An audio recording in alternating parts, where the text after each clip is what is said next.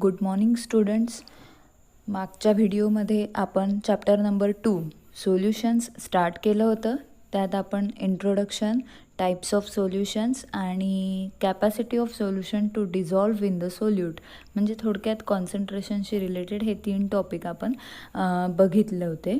आज आपल्याला next topic सुरू करायचा आहे जो 2.4 तुम्हाला पुस्तकात दिलेला आहे, सोल्युबिलिटी.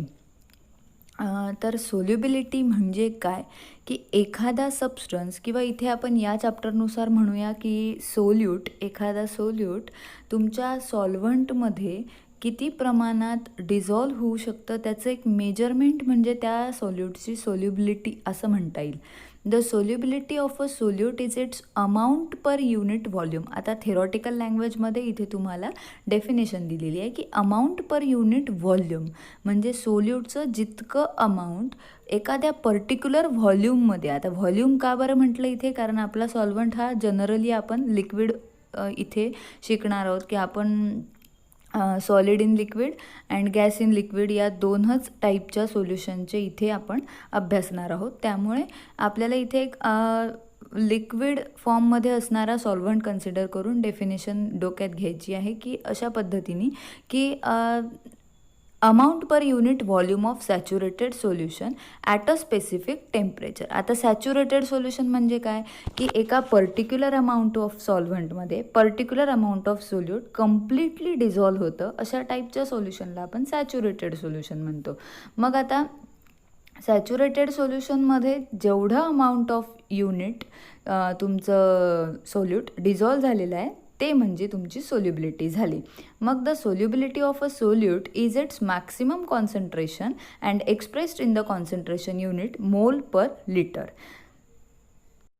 म्हणजेच काय की it depends on the nature of solute की सोल्युबिलिटी कशावर डिपेंड असते की maximum concentration expressed in the concentration units मोल पर लिटर. हे त्याचं इथे तुम्हाला युनिट दिलेलं आहे की मोल पर लिटर किती अमाऊंट ऑफ सोल्यूट तो मोलमध्ये, पर लिटर सॉल्व्हंटचं म्हणजे एका लिटरमध्ये सपोज लिटर हे झालं तुमच्या सॉल्व्हंटचं युनिट, म्हणून युनिट झालं तुमचं मोल पर लिटर.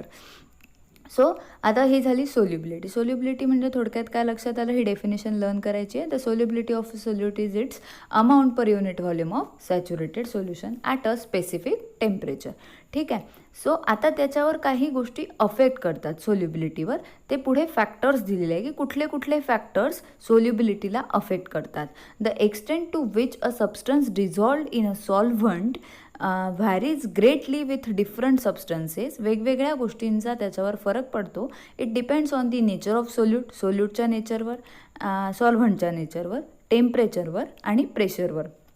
हे काही फॅक्टर्स सोल्युबिलिटीला अफेक्ट करतात. वन बाय वन आपण बघणार आहोत. फर्स्ट फॅक्टर आपल्याला इथे बघायचं आहे nature of solute and solvent की सॉल्व्हंटचं आणि सोल्यूटचं नेचर जर बदललं तर सोल्युबिलिटीवर त्याचा काय फरक पडतो हे इथे आपल्याला बघायचं आहे. मग generally the compounds with similar chemical character are more radially soluble. ज्या दोन सबस्टन्सेसचं केमिकल नेचर सेम असेल, सोल्यूटचं आणि सॉल्व्हंटचं, ते रेडियली एकमेकांमध्ये सोल्युबल असतील in each other than those with entirely different chemical characters. The saying that like dissolves like. आपल्याला हे वाक्य आधीपासूनच माहिती आहे की सेम गोष्टींमध्ये सेम गोष्टी डिझॉल्व्ह होतात. त्यामुळे like dissolves like guides to predict the solubility of a solute in a given solvent.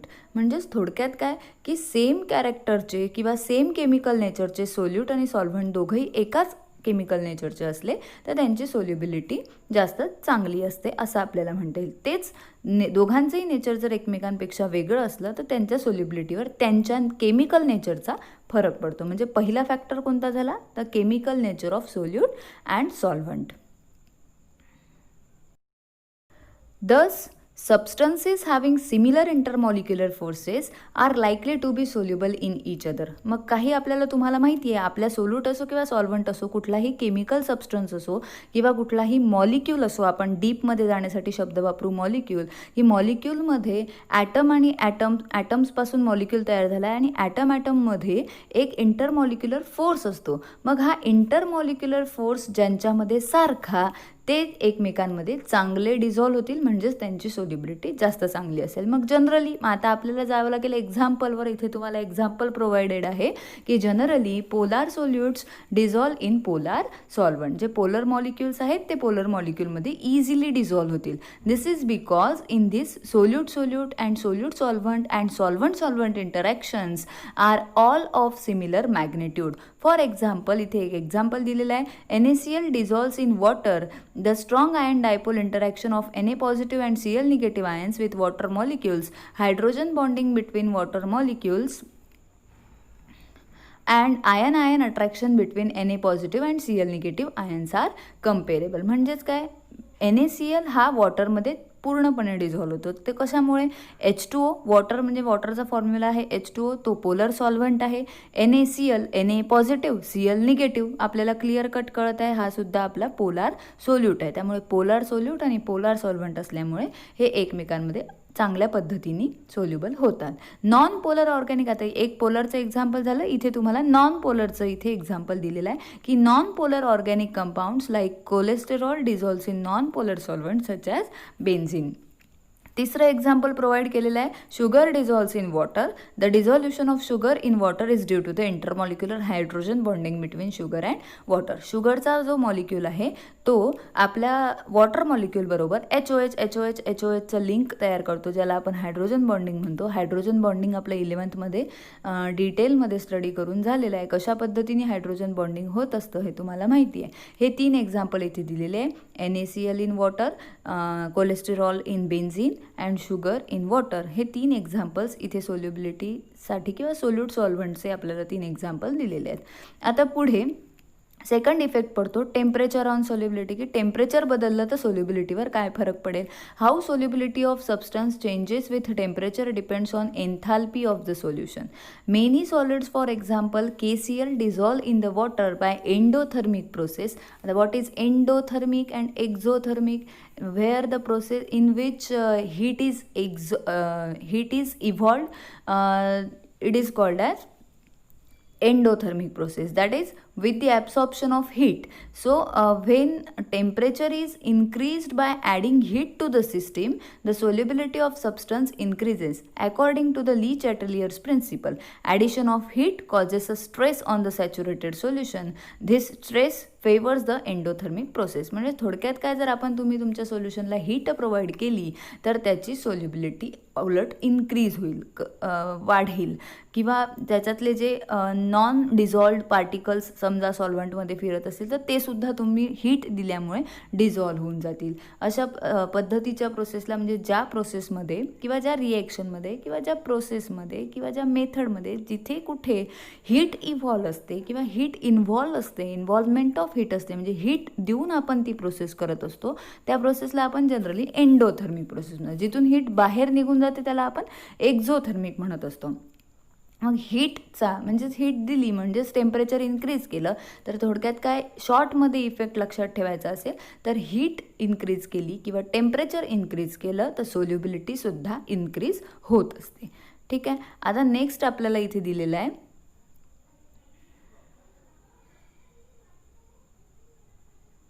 On the other hand, when the substance dissolved in water by an exothermic process, समजा ती process exothermic केली तर its solubility decreases. ती process त्या प्रोसेसमध्ये तुमची solubility कमी होईल with an increase of temperature. The substances such as CaCl2 calcium dichloride and Li2SO4.H2O dissolve in water releasing the heat.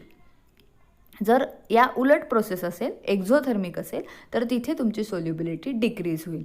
ठीक आहे. हीट इव्हॉल्व झाली, हीट बाहेर निघून गेली, त्यामुळे तुमचे जे सोल्युबल पार्टिकल्स आहेत ते सुद्धा त्याच्याबरोबर सॉल्व्हंटमधून त्यांची सोल्युबिलिटी कमी होईल, ते अनडिझॉल्व्ड राहतील. तिथे अनडिझॉल्व्ड राहिले म्हणजेच काय, तुमची सोल्युबिलिटी तिथे कमी झाली. थोडक्यात काय की टेम्परेचरचा काय इफेक्ट पडतो, टेम्परेचरमध्ये तुम्ही एंडोथर्मिक प्रोसेस केली तर तुमची सोल्युबिलिटी इन्क्रीज होईल, एक्झोथर्मिक प्रोसेस असेल तर तुमची सोल्युबिलिटी डिक्रीज होईल. It is important to understand that there is no direct correlation between the solubility exothermicity or endothermicity. For example, the dissolution of calcium dichloride in water is exothermic process. म्हणजे काय, जेव्हा आपण calcium डायक्लोराईड वॉटरमध्ये add करत असतो ही process exothermic आहे. Exothermic आहे म्हणजे ज्यावेळेस आपण ॲडिशन करतो त्यावेळेला हीट इव्हॉल्व होते, बाहेर हीट निघते, म्हणजे तो जो जार असेल किंवा बीकर असेल तो गरम होतो, म्हणजेच हीट बाहेर. And that of NH4NO3 that is ammonium nitrate is endothermic process. म्हणजे ह्या दोन वेगवेगळ्या उलट प्रोसेसेस आहेत. The solubility of these increases with the temperature. यांची सोल्युबिलिटी टेम्परेचर जसं जसं वाढत जाईल तशी तशी यांची सोल्युबिलिटी इन्क्रीज होते. पुढे तुम्हाला फिगरमध्ये याचा ग्राफिकल रिप्रेझेंटेशन दिलेलं आहे की shows that the result of experimental determination of solubilities of some ionic solids in the water at various temperatures. Following are some experimental observations from figure 2.1. Variation of solubilities of some ionic solids with temperature. इथे एक figure तुम्हाला दिलेली आहे, त्यामध्ये NaCl, KCl, KBr, NaBr, NaNO3, KNO3 यांच्या सोल्युबिलिटीचा curve तिथे draw केलेला आहे. जसा जसा टेम्परेचर बघा या बाजूला 50, 100, 150, 200, 250 हे टेम्परेचर इन्क्रीज होत आहे. जसं जसं टेम्परेचर इन्क्रीज होत चाललेला तुमचा जो ग्राफ आहे तो वरवर जातो आहे सोल्युबिलिटीचा. अशा पद्धतीने इथे तुम्हाला लक्षात येईल की टेम्परेचर जसं जसं आपण वाढवतो तशी तशी सोल्युबिलिटी इन्क्रीज होते. हे जस्ट एक एक्झाम्पल म्हणून दिलेलं आहे, तुम्हाला फक्त एकदा रीड करायचं आहे, बाकी काहीच नाही. Solubilities of NaBr, NaCl and KCl change slightly with temperature. हे जे 3 सोल्युशन्स आहे आयोनिक NaBr, NaCl आणि KCl यांची सोल्युबिलिटी जी आहे ती टेम्परेचर बरोबर थोडी थोडी स्लाइटली अफेक्ट झालेली दिसते. पण solubilities of KNO3, NaNO3 and KBr increases appreciably with increasing temperature. यांच्याकडे जर पाहिलं, या सोल्युशनच्या पर्टिक्युलर सोल्युशनचे ग्राफ जर तुम्ही पाहिले तर तुम्हाला लक्षात येईल की यांचा एक इन्क्रीज जो झालेला आहे सोल्युबिलिटीचा तो एक अफेक्टेबल आहे, तो आपल्याला स्पष्ट दिसतो आहे. आणि थर्ड पॉईंट बघा, solubility of Na2SO4 sodium sulphate decreases with increase in temperature. की ज्या वेळेला टेम्परेचर वाढवलं त्यावेळेला ते इन्क्रीज न होता डिक्रीज झालं. तर ह्या सर्वाचा काय अर्थ आहे, तर solubility of gases in water usually decreases. की सोडियम सल्फेट हा गॅस आहे, त्यामुळे युजली गॅसेसची जी सोल्युबिलिटी आहे in the water when increasing temperature ती डिक्रीज होते. When gases are dissolved in water, the gas molecules in liquid phase are condensed. ज्या वेळेला तुम्ही गॅसेसला वॉटरमध्ये डिझॉल्व करता ती कोणती प्रोसेस असते, कंडेन्सेशन प्रोसेस असते, त्यामुळे ते लिक्विड फेजमध्ये कंडेन्स होतात. The condensation is an exothermic process. पण ही कंडेन्सेशनची जी प्रोसेस आहे ती एक्झोथर्मिक आहे, त्यावेळेला हीट इव्हॉल्व होत असते. The solubility of gases in water must decrease as temperature is raised. In United states about, इथे एक इन्फॉर्मेशन तुम्हाला दिलेली आहे ती वाचून घ्यायची की gallons of water from rivers and lakes are used for industrial cooling. The cooling process heats water and the hot water then returns to the rivers and lakes and the solubility of oxygen decreases in hot water, thereby affecting the life of cold-blooded animals like fish. म्हणजे fishes वगैरे जे C मधले जे हे सगळे प्राणी, मासोळ्या किंवा म्हणजे जे सगळे सी लाईफ आहे ती कंटिन्यू राहण्यासाठी ऑक्सिजन त्याच्यामध्ये डिझॉल्व करण्यासाठी वॉटरमध्ये ही प्रोसेस कंडेन्सेशनची वापरली जाते. एक एक्झाम्पल तुम्हाला इथे प्रोव्हाइड केलेलं आहे. आता आपला थर्ड पॉईंट आहे, थर्ड इफेक्ट आहे, third effect of pressure of solubility. Pressure has, आता प्रेशरचा काय सोल्युबिलिटीवर फरक पडतो की टेम्परेचरचा झाला, आता प्रेशर दिलेला आहे की pressure has no effect on the solubility. प्रेशरचा तसा काही सोल्युबिलिटीवर जास्त फरक पडत नाही. And liquids as they are incompressible, कारण सॉलिड्स आणि लिक्विड्स हे तुम्हाला माहिती आहे इनकॉम्प्रेसिबल असतात नेचरने. आपण सॉलिड, लिक्विड आणि गॅसेस या तिघांच्याही प्रॉपर्टीज डिटेलमध्ये स्टडी केलेल्या आहे. सॉलिडवर कॉम्प्रेशन केलं तरी ते कॉम्प्रेस होत नाहीत, लिक्विडसुद्धा होत नाही. गॅसेसला मात्र आपण कॉम्प्रेस करू शकत असतो. मग आता आपण इथे सॉलिड आणि लिक्विड्सच बघतो आहे, त्यामुळे इथे प्रेशरचा काही इतका फरक पडत नाही. However the pressure greatly affect the solubility of gases in liquid. मात्र गॅसेस इन लिक्विडचं जर तुमचं सोल्यूट सॉल्वंट असेल तर तिथे मात्र प्रेशरचा इफेक्ट पडतो. The solubility of gases increases with increase in pressure. जसं जसं प्रेशर वाढवलं तशी तशी आपली सोल्युबिलिटी इन्क्रीज होत असते. The quantitative relationship between the gas solubility in liquid and pressure is given by Henry Henry law. मग नेमकं प्रेशरचं आणि सोल्युबिलिटीचं गॅस इन लिक्विड टाईपच्या सोल्युशनमध्ये असणारं रिलेशन आपल्याला हेनरी नावाच्या सायंटिस्टने दिलं. त्यांनी हेनरी लॉ मांडला. तो आपल्याला पुढे आता स्टडी करायचा आहे. 3 इफेक्ट आपले बघून झाले. इफेक्ट्स म्हणण्यापेक्षा फॅक्टर्स अफेक्टिंग सोल्युबिलिटी आपण बघत होतो. फर्स्ट टॉपिक आपण बघितला nature of solute and solvent. Second बघितला effect of temperature on solubility. Third बघितला effect of pressure on solubility. आता प्रेशर आणि सोल्युबिलिटीचं रिलेशन आपल्याला स्टडी करायचं आहे with the help of Henry law. It states that the solubility of a gas in a liquid is directly proportional to the pressure of the gas over the solution. हे त्याचं statement आपल्याला इथे दिलेलं आहे. याचाच अर्थ काय की गॅस इन अ लिक्विड अशा टाईपच्या सोल्युशनचं जी सोल्युबिलिटी आहे ही डायरेक्टली प्रपोर्शनल असते to the pressure of the gas over that solution. So मग आपल्याला काय म्हणता येईल, डायरेक्टली प्रपोर्शनल सोल्युबिलिटी ही प्रेशरला डायरेक्टली प्रपोर्शनल आहे. मग मॅथमॅटिकली आपण म्हणू शकतो की S is directly proportional to the P. S is solubility, P is pressure. Or आपल्याला आता प्रपोर्शनॅलिटीचं साईन काढून तिथे एखादा कॉन्स्टंट पुट करायचा असला तर नवीन इक्वेशन मिळालं S is equal to K H into P, where K H is the proportionality constant and it is called as Henry law constant. H it stands for Henry.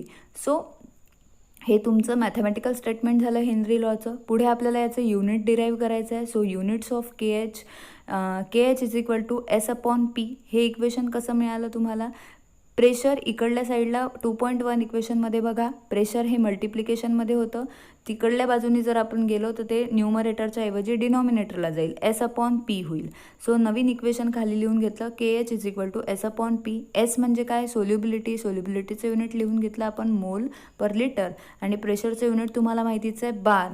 मग एकत्र unit हे solve झालं, तुम्हाला unit मिळालं Henry लॉचं किंवा के एचचं proportionality कॉन्स्टंटचं किंवा Henry law कॉन्स्टंटचं unit झालं mole litre inverse bar inverse, where P is equal to 1 bar. मग ज्या वेळेला प्रेशर हे 1 बार असेल त्यावेळेला K H is equal to S. Thus K H is the solubility of the gas in liquid when its pressure over the solution is 1 bar. म्हणजे ज्या वेळेला pressure 1 bar असेल, एक स्टँडर्ड प्रेशर जर तुम्ही कन्सिडर केलं तर त्यावेळेला कंडिशन कशी असेल, K H is equal to S. म्हणजेच तुम्हाला काय म्हणता येईल की thus K H is the solubility of the gas in a liquid when its pressure over the solution is 1 bar.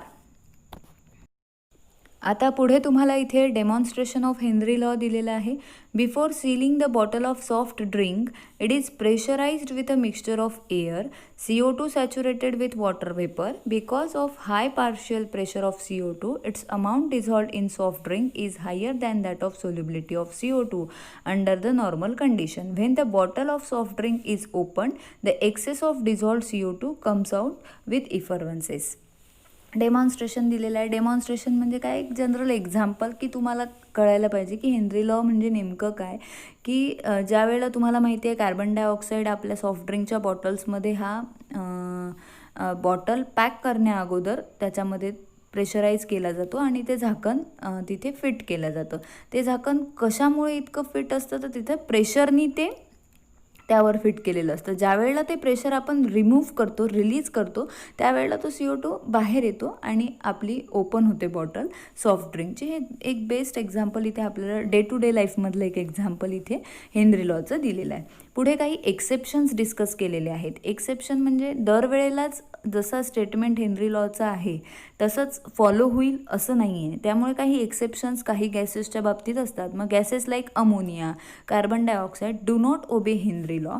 The reason is that this gases react with water. मग आता काही gases असे आहेत की ते त्या सोल्युशनमध्ये जर तुमचं सॉल्वंट वॉटर असेल तर त्याच्याबरोबरच रिॲक्ट होऊन जातात. त्यामुळे मग त्या ठिकाणी ते हेनरी लॉ फॉलो करत नाही पर्टिक्युलर कंडिशन्समध्ये. म्हणून हे काही एक्सेप्शन्स आहे की ammonia plus water molecule reaction झाली तर अमोनियम आयन तयार होतो, NH4 पॉझिटिव्ह आणि OH निगेटिव्ह ॲनायन तयार होतो. CO2 H2Oची रिएक्शन झाली तर H2CO3 तयार होतो. Because of these reactions the NH3 and CO2 gases have higher solubilities than expected by Henry law.